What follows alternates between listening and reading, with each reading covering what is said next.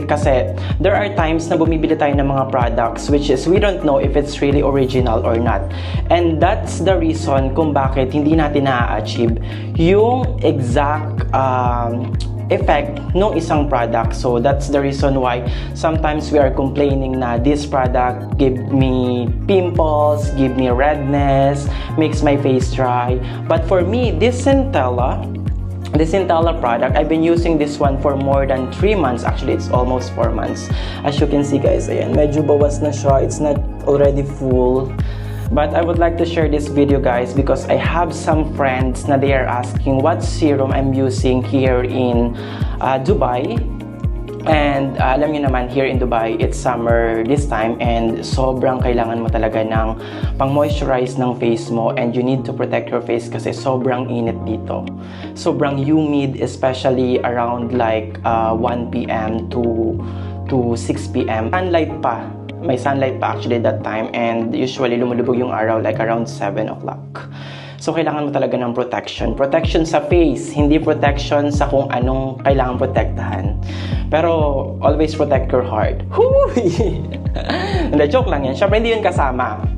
So, ayan. So, this Centella pala guys ay ginamit ko after 3 months and I noticed na nakakatulong talaga siya dun sa pag-reduce ng redness ng mga face natin. So, if you are a pimple prone and usually you get redness on your face, you should try this Centella product kasi it reduces the redness. And also guys, I noticed na if you already have some fine lines on your face, it helps also para ma-reduce yung fine lines niya. Actually, I'm using this only in the evening bago ako matulog. And actually guys, if you notice, I'm here in the washroom now. And I just finished taking my shower and for today, I don't usually talaga na naglalagay ng anything on my face during my rest day, the next day.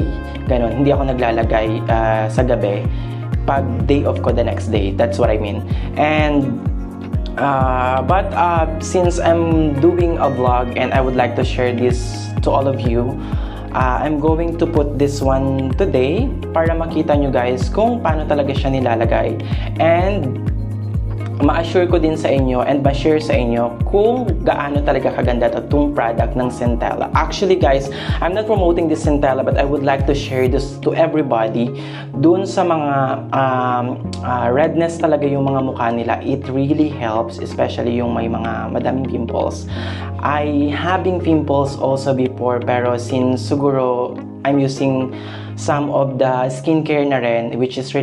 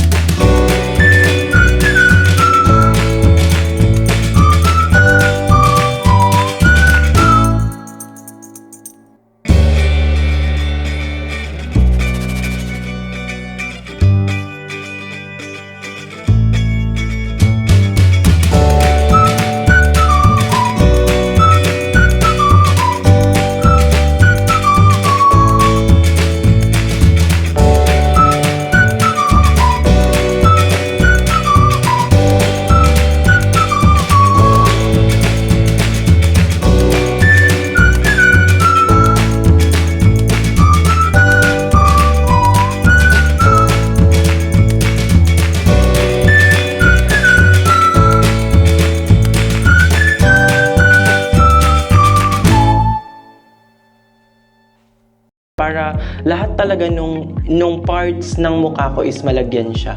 But you can just tap it because that's normal for the serum na tinatap talaga siya. But it's up to you guys because for me, I would like to spread it with my palm para mas spread pa talaga siya all over my face. And as I said, always includes your ears and your neck.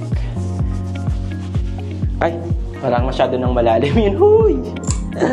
So that's the honest review guys of my Centella. So you should try this one guys. Again guys, disclaimer lang, I'm not forcing you to use this one, especially if you are prone on your pimples. You can consult also your dermatologist, but if you really want to try the products, just make sure na bibili kayo dun sa mga nabibilhan na products na original. I just bought this one in the mall. I think it's in Beauty Secret. They are having like different products, Korean products na it's really authentic. So usually hindi ako bumibili online. I'm buying online, but I'll make sure na legit yung products. So the honest review of this Centella is really good.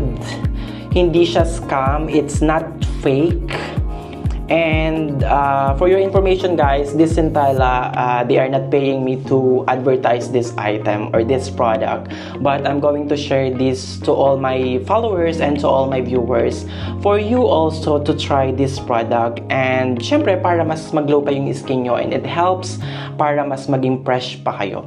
This is a kind reminder guys na always wash your face before you sleep, kasi sometimes especially pag exposed ka dun sa mga dirt at natutulog ka ng madumi yung mukha mo, that's the reason kung bakit nag-i-start yung pimples.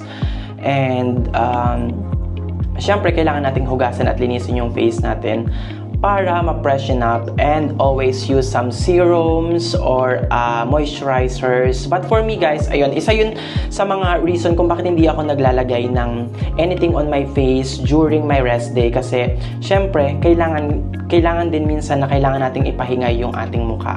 Yung mga pores natin kailangan makahinga yan. And it really helps for me, and you should try also guys.